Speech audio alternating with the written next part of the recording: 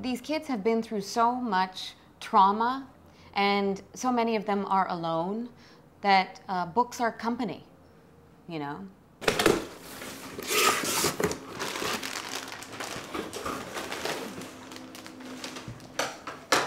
Wow.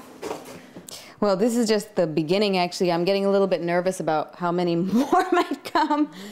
Tell me how this came about, this project of trying to get books and who they're for.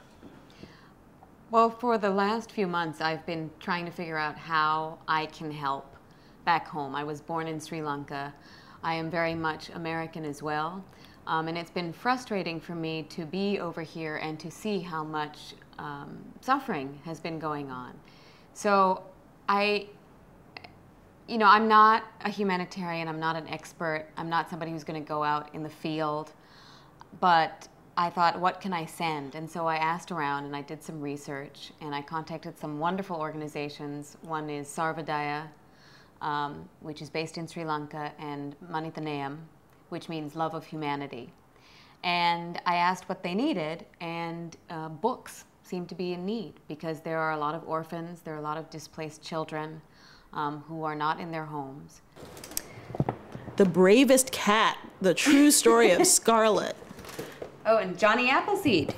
Johnny Appleseed. Excellent. That's a great one. The biggest obstacle was figuring out how to get them there, because collecting the books is not so much a problem. We live in a very, privileged environment where people have a lot of books that they're willing to give.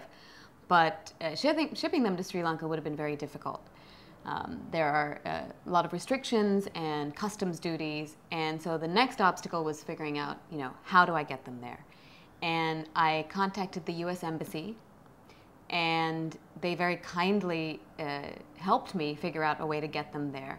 And so now the Asia Foundation, which has a satellite office in Colombo, Sri Lanka, they have offered to ship the books in a container. They have a container that goes regularly to Sri Lanka with aid and supplies.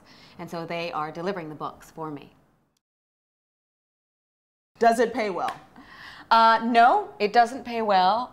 If I had to put a dollar amount on it, I usually don't like to reveal my finances, but it's anywhere between 30 and 50,000 a year. That's kind of the cap on what I can make. As a producer, you make a certain percentage of the budget.